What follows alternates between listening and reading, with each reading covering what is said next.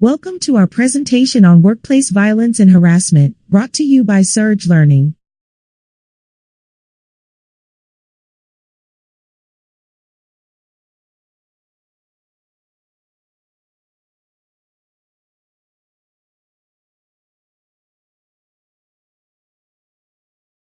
This course incorporates the latest information and best practices as of its publication date.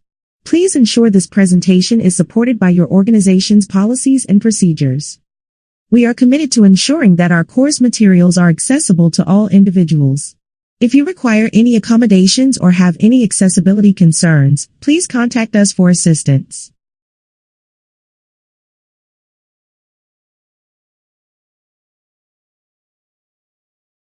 This presentation is a broad overview of workplace violence and harassment legislation and is suitable for all staff. You are encouraged to supplement this presentation with your employer's policies and program on prevention of violence and harassment and the Workplace Violence Program.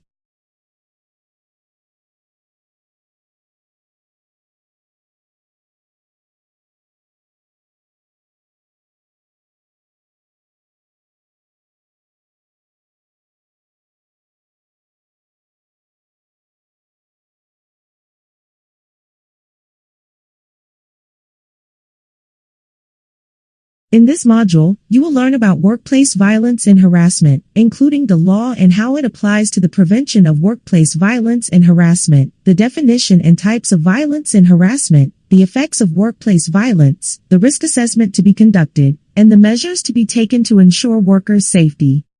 The roles and responsibilities of employees and employers. The requirements for investigating and reporting incidents of violence and harassment in the workplace.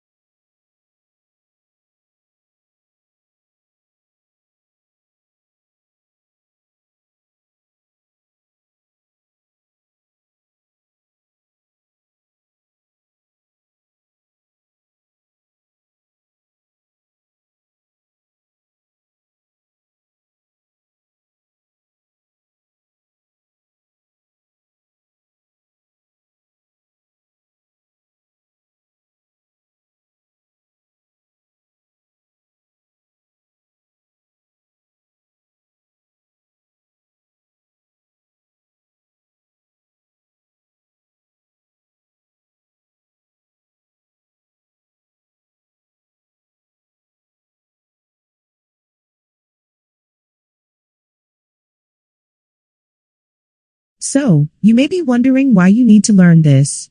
Yes, it is a mandatory education component for most of you, but why is it so important? Consider this list and check those that you think apply.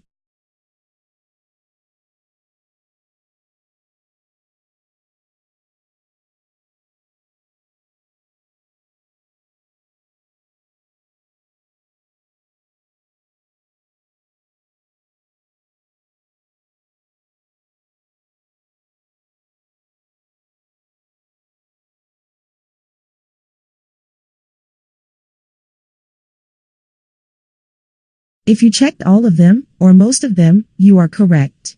Yes, it is the law. But the law is there to promote a safe and supportive workplace. Employees have the right to do their jobs in a positive workplace, free of violence.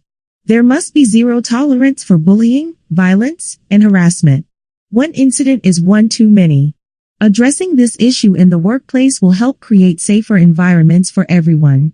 It will help employers, supervisors, and workers understand their obligations under the Occupational Health and Safety Act, OSHA, and healthcare and residential facilities regulation related to violence prevention.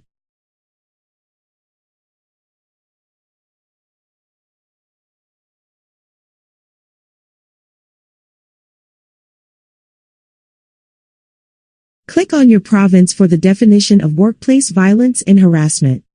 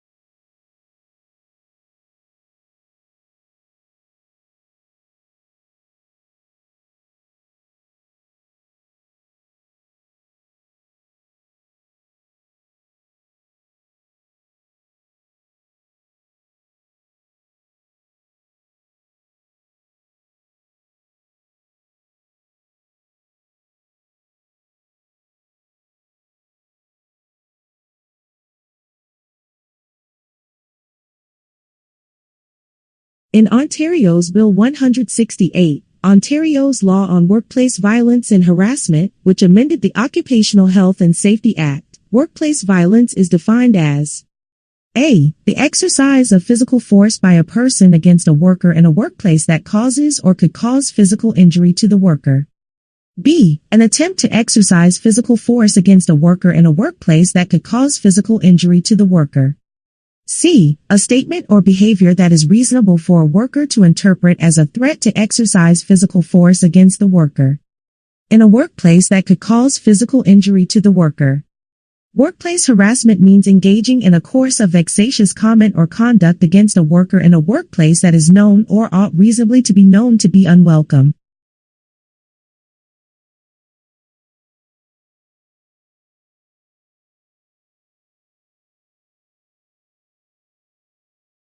By now you may be thinking of your workplace and some incidents that negatively affected you and the team. Workplace violence and harassment has a far-reaching effect beyond the victim. The whole team is affected, as well as family and loved ones. Sometimes we can measure this with some quality indicators. For instance, your organization may see a trend towards an increase in sick time, higher injury rates, poor work quality, and residents and family complaints. You may see a trend at home where communication breaks down, stress increases, families are negatively affected, and so on. The ripple effect is significant.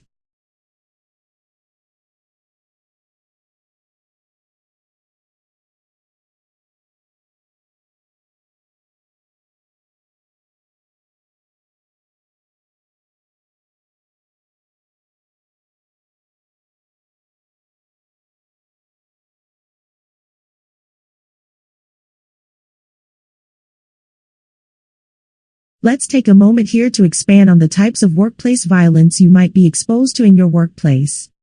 Essentially, you may experience or witness violence in the form of threatening behavior, such as shaking fists, throwing objects at teammates, destroying property, vandalism, or sabotage. Verbal abuse. Rumors, swearing, insults, angry arguments, or condescending language. Threats of physical violence, either verbally or by leaving threatening notes at work that express an intent to harm or sending threatening emails, causing psychological trauma. Physical attacks, hitting or trying to hit a worker, shoving, pushing, or kicking, sexual violence such as rape, domestic violence, physical assaults occurring during care, resident aggression may in some cases meet the definition of workplace violence. Responsive behaviors, on the other hand, are often a form of communication of an unmet need for an older adult living with dementia, complex mental illness, substance use, and/or other neurological disorder. These actions may occur between staff and the persons in your care, staff and clients, such as family members, visitors, contractors or vendors, staff and non-related persons committing criminal acts, such as robbery. In the case of domestic violence, it will include a personal relationship.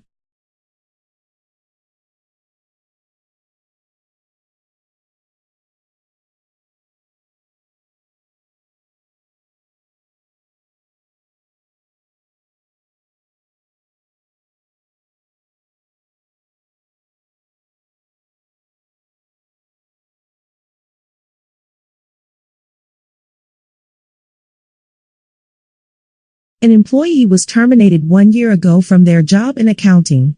They were investigated and found guilty of fraud and theft. Charged, convicted, and served time in jail.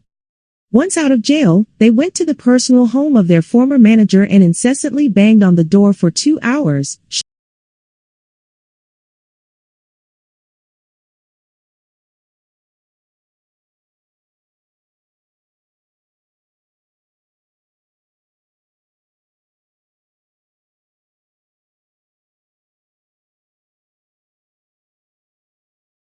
An employee was terminated 1 year ago from their job in accounting. They were investigated and found guilty of fraud and theft. Charged, convicted, and served time in jail. Once out of jail, they went to the personal home of their former manager and incessantly banged on the door for 2 hours, shouting verbal threats of harm. The manager did not open the door or take any action. The former employee eventually left. Think about this situation regarding how to prevent and manage workplace violence and answer the following questions. This incident did not occur at work. Is this workplace violence? Select the correct answer.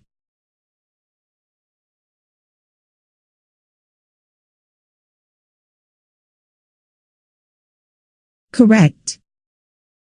What action should the manager have taken? Select the correct answer. Call police and notify her manager, or no action was needed.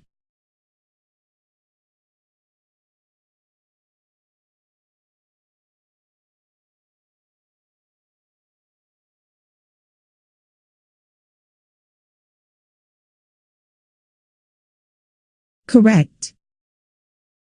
How should the employer respond to this situation? Select the right answer. Leave it to the police or participate in an investigation and corrective action.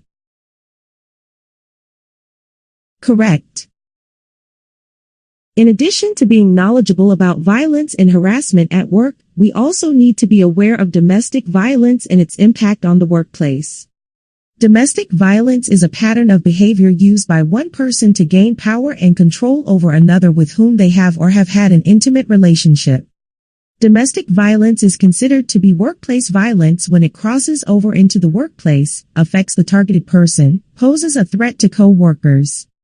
A person who has a personal relationship with the worker, such as a spouse or former spouse, current or former intimate partner, or a family member, may cause physical harm, or attempt or threaten to physically harm that worker at work, or on the way to or from work.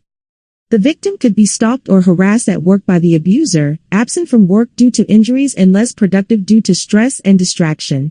An employer may become aware of domestic violence when an incident takes place at the workplace or when a concern is reported by a targeted worker, co-workers, or someone else. Other indicators could include threatening emails and phone calls received at work or unwelcome visits at the workplace, such as by an abusive partner. There are additional dimensions to violence in a domestic relationship that are unique, such as using property, pets, or children to threaten and intimidate, economic abuse, such as withholding or stealing money, stopping a partner from reporting to work, or from keeping a job, or sexual, spiritual, or emotional abuse and use of electronic devices to harass and control.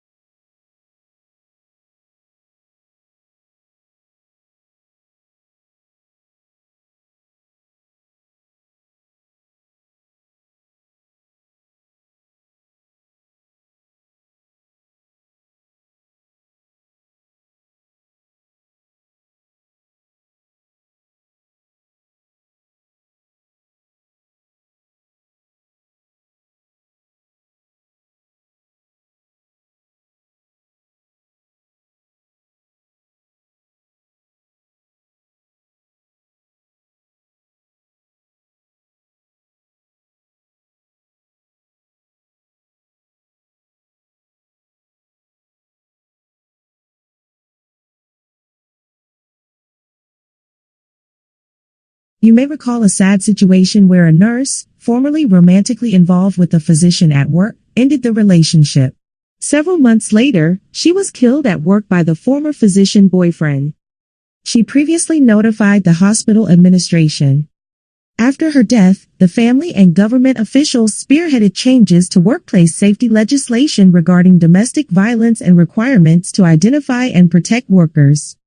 In this case, despite knowing the fears, the two individuals were scheduled to work at the same time. Changes to workplace safety laws now require that the situation be reviewed carefully and safety strategies be put into effect.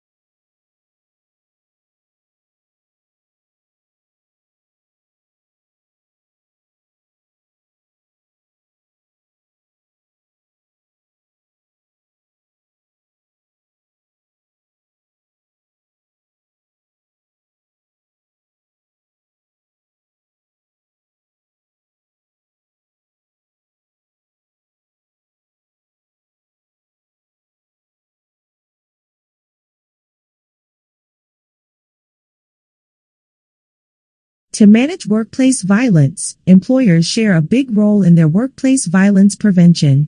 Employers working with the Joint Health and Safety Committee or a health and safety representative must identify your workplace-specific safety risks and develop and maintain a violence prevention program by putting into effect measures to control the risks that are likely to expose a worker to physical injury. Therefore, each workplace violence program will be unique. The employer must keep staff informed of any changes to these risks and the resulting program. Employers must also develop written policy and procedure with respect to workplace violence and harassment and post them at a conspicuous place. You should know where to find these in your home. Provide education and training with respect to workplace violence and harassment. Disclose incidents of workplace violence and harassment to the Joint Health and Safety Committee and any risk assessments undertaken. Ensure that complaints and incidents of violence in a workplace are documented, reported as per the obligations under the Workplace Occupational and Safety Act, promptly investigated to determine their causes and the actions needed to prevent reoccurrence, and track to evaluate the effectiveness of the prevention program. Prevent, report, and address harassment that violates human rights. Ensure that proper security measures are in place at the workplace to protect workers from members of the public or clients.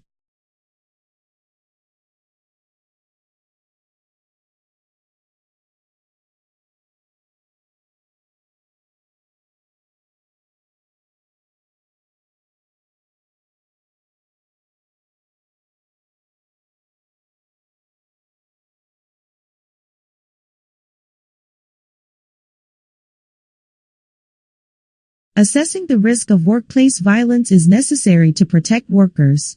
Employers must identify and rank violence hazards that may arise from the nature of the workplace. Lighting, lines of sight, entrances, exits, and objects that could be used to hurt workers. Type of work, healthcare and resident population, work conditions, work schedule, work alone or in isolation. Circumstances both common to healthcare settings and specific to long-term care, residential, and community care settings. Risks can also be identified through recommendations from the Joint Health and Safety Committee or Health and Safety Representative. Once employers identify workplace violence risks, they determine control measures to eliminate or minimize workplace violence to ensure workers' safety. Employers must also reassess the risk of workplace violence as often as necessary. For example, if there has been an increase in the number, frequency, or severity of violent incidents in the long-term care home, or a change in resident or client population. At minimum, annual reassessments are recommended. The Health and Safety Committee will be advised of the results of the assessment and any reassessments, and be provided with a written copy of results. Based on the risk assessment of the resident population, employers may conduct individual resident risk assessments that identify behaviors and triggers to control the risk of violence.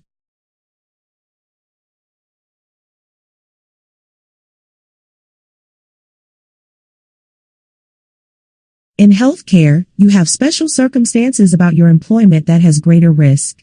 You may find that you work alone, especially on a night shift.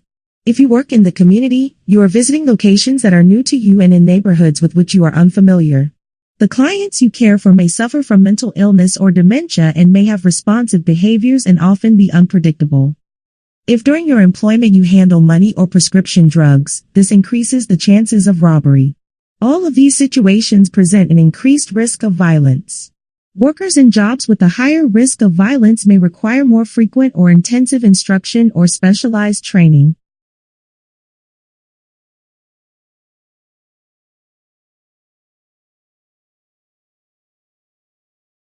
It is important for staff to be aware that certain resident behaviors or a past history of violent behavior may indicate a risk of violence and that physical, psychological, environmental, and care activities triggers can lead to or escalate violent, aggressive, or responsive behaviors. Behaviors could include verbal threats, physical threats, throws objects, acting agitated or quick to overreact to real or imagined situations. Examples of triggers include physical, infection, new medication, psychological, loss of control, being told to calm down, being lectured, environmental, noise, lighting, temperature, scents, privacy, time of day, overcrowding, visitors, care activity, bathing, medication, past experiences, toileting, changes in routine, resistance to care.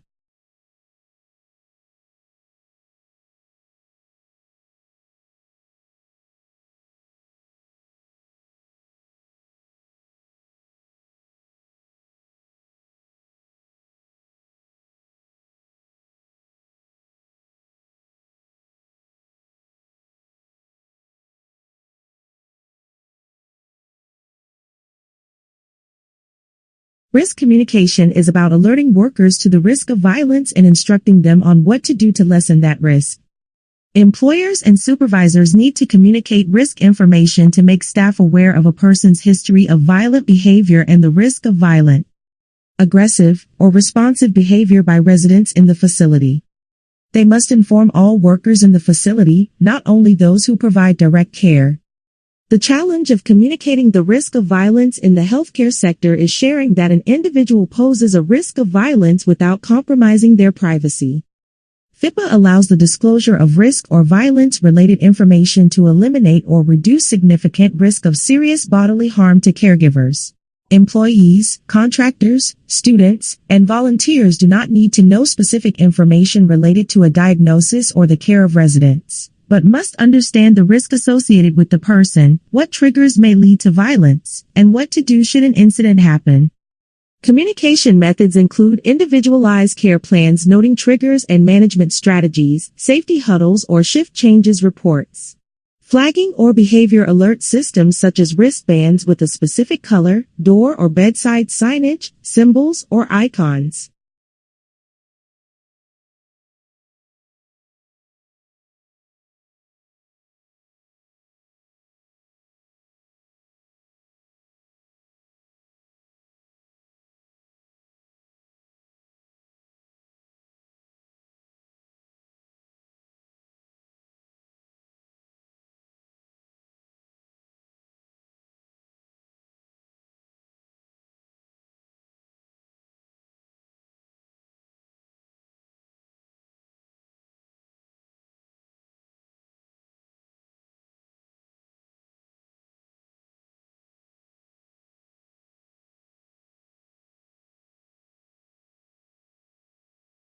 With appropriate risk assessments and reassessments in place, gaps can be identified and risks that expose workers to violence can be mitigated through the implementation of a workplace violence program specific to each workplace.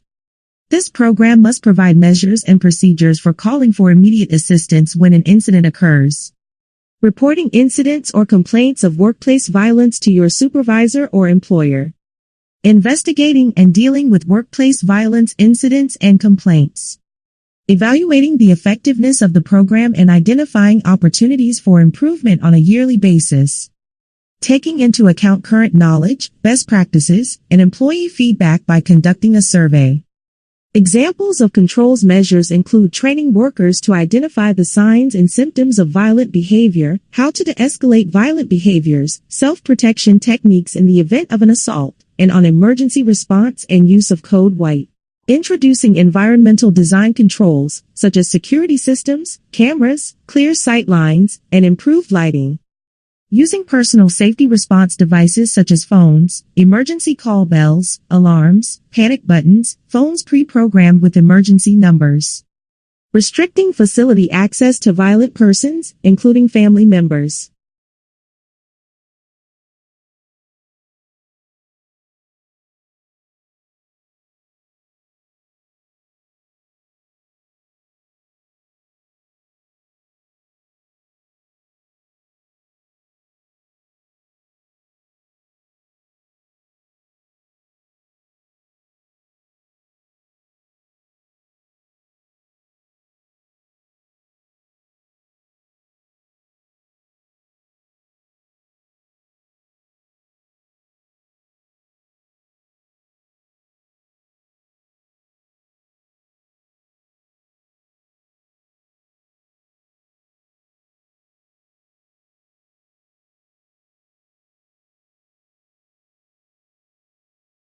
Safety precautions to protect a coworker known to be a victim of workplace violence or domestic workplace violence may include building security precautions, such as cameras.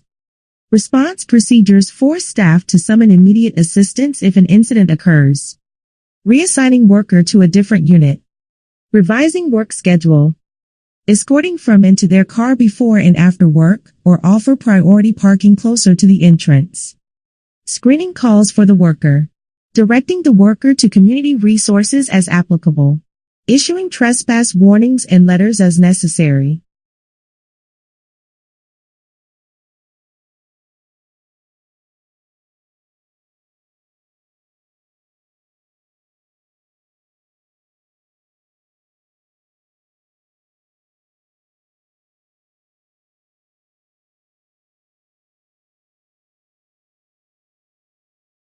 Employees also have a role in managing workplace violence. Be sure to understand that your role as an employee is to be informed of the workplace violence program, policies, and procedures and laws to follow these measures. Always consider the risks of workplace violence and take action for your safety and that of others. Report any concerns that you may have to your supervisor. All persons need to be respectful and supportive of their teammates. Support is also available from HR and union representatives in a unionized setting.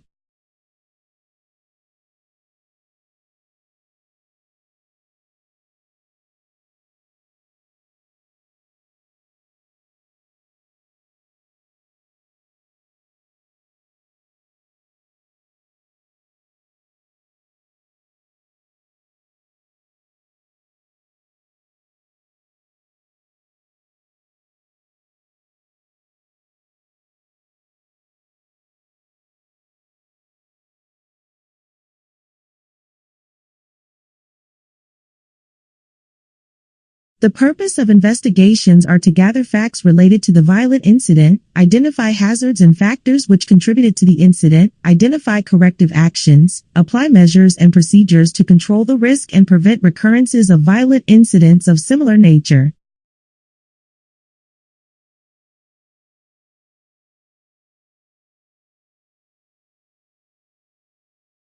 Workplace harassment is engaging in a course of vexatious comments or conduct against a worker in a workplace that is known or ought reasonably to be known to be unwelcome.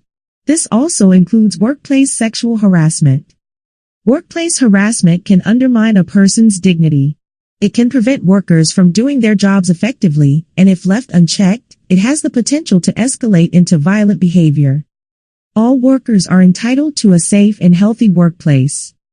Workplace harassment may include, but is not limited to, making offensive comments, jokes, or innuendos that ridicules, belittles, and causes a co-worker personal humiliation or embarrassment. Behavior or comments of a sexual nature, bullying or aggressive behavior, inappropriate staring, intimidating speech, phone calls, or emails, circulating offensive pictures or material in print or electronic form, improper use of the power or authority inherent in the person's position. The definition of workplace harassment is broad enough to include all types of harassment prohibited under human rights legislation, including discrimination or making fun of a person on the basis of their sex, age, ethnic origin, color, language, religion, gender identity or expression, marital status, or disability. Differences of opinion or minor disagreements between co-workers would also not generally be considered workplace harassment. It is important to distinguish harassment from performance evaluation and management. Performance management's goal is to provide clear and objective strategies to resolve performance concerns. Harassment's goal is to upset a person using power and control.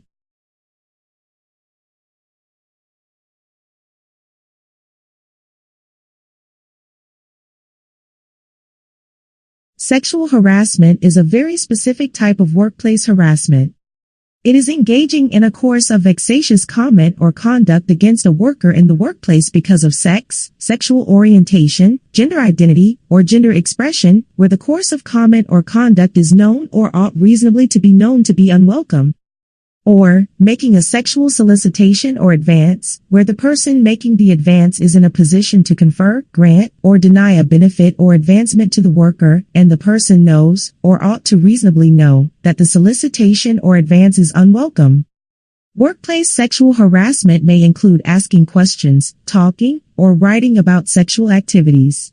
Displaying or circulating pornography, sexual images, or offensive sexual jokes in print or electronic form, rough or vulgar humor or language related to sexuality, leering or inappropriate staring, invading personal space, unnecessary physical contact, including inappropriate touching, rubbing, pinching, demanding hugs, dates, or sexual favors. Making comments about someone's physical characteristics or mannerisms. Threatening to penalize or otherwise punish a worker if they refuse a sexual advance. Verbally abusing, threatening, or taunting someone based on gender or sexual orientation. This is a violation of the Individual Rights Protection Act. The comments or conduct typically happen more than once, although a single unwelcome solicitation or advance from a manager, supervisor, or another person who has the power to reward or punish the worker may constitute workplace sexual harassment. Where the conduct or behavior includes inappropriate sexual touching, this may also constitute a criminal offense, such as sexual assault. In such cases, the police should be notified.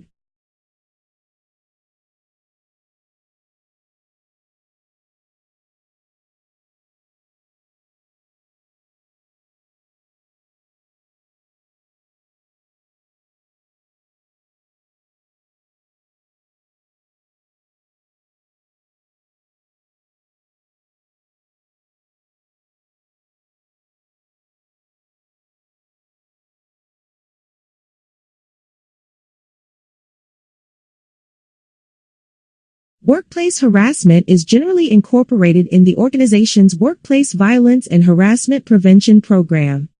The written policies or sections related to workplace harassment are also developed and maintained in consultation with the Joint Health and Safety Committee or Health and Safety Representative.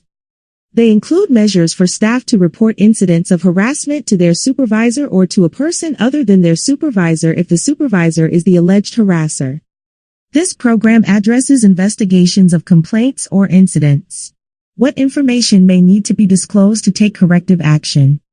In a unionized workplace, the collective agreement may also address what information the union is entitled to obtain from the employer and the role of union representatives during an investigation.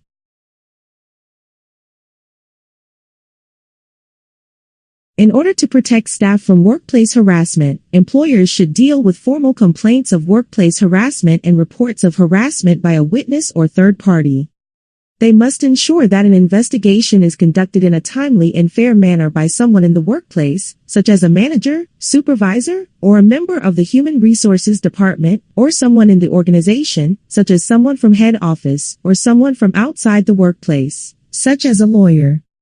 Interviews with the person alleging harassment, the alleged harasser, and witnesses will be conducted reviewing the details of the situation and any relevant evidence that pertains to the incident, such as emails, photos, or videos, to enable the employer to make a decision whether the complaint is indeed harassment. The employer must take corrective action and inform the complainant and alleged harasser of the results of that investigation. Information about complaints and incidents shall be kept confidential to the extent possible. Information will not be disclosed unless disclosure is necessary to protect workers, to investigate the complaint or incident, to take corrective action, or otherwise as required by law.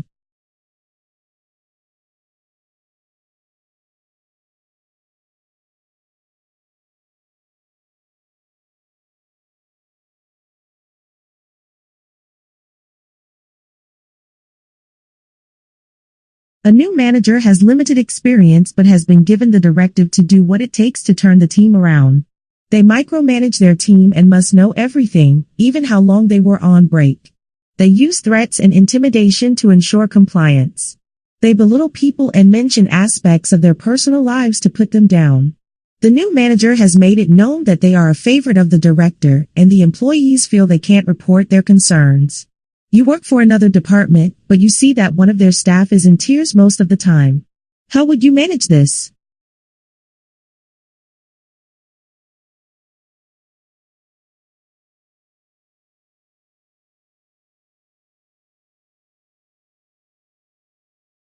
The new manager is showing all the signs of harassment and bullying. How can you help and be part of the solution? Consider these options and select the correct response.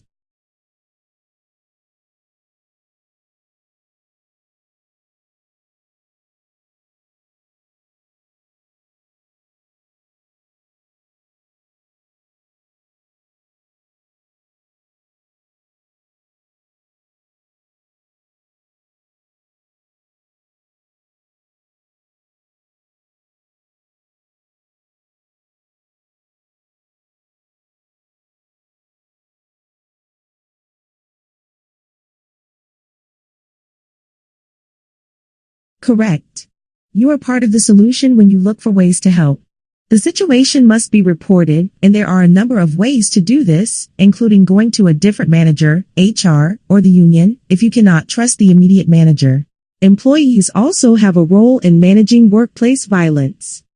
Be sure to understand that your role as an employee is to be informed of the workplace violence program, policies, and procedures and laws to follow these measures.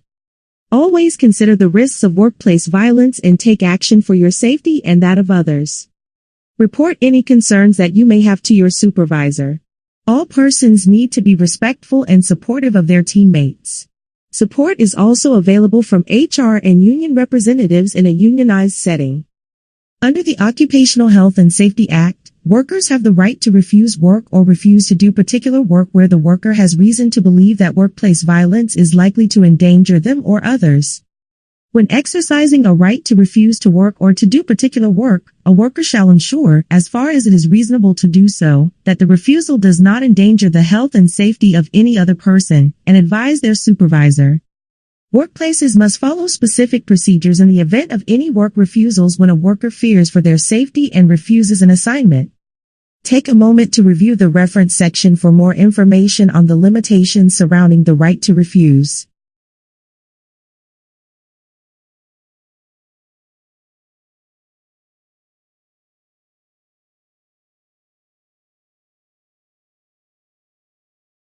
Take a few moments right now to consider what you have learned about workplace violence and harassment. The responsibilities of employers and workers and measures in place to ensure your safety at work. Think of ways that you can make a difference in your workplace, including focusing on respectful and supportive behavior, identifying and intervening in situations of workplace violence. Providing support to victims, reporting incidents or suspected incidents of violence and harassment, and getting more involved by joining and contributing to workplace committees.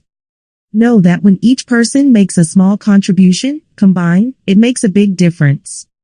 Consider this quote from Robert F. Kennedy. Each time a man stands for an ideal, or acts to improve the lot of others, or strikes out against injustice, he sends forth a ripple of hope. These ripples build a current which can sweep down the mightiest walls of oppression and injustice.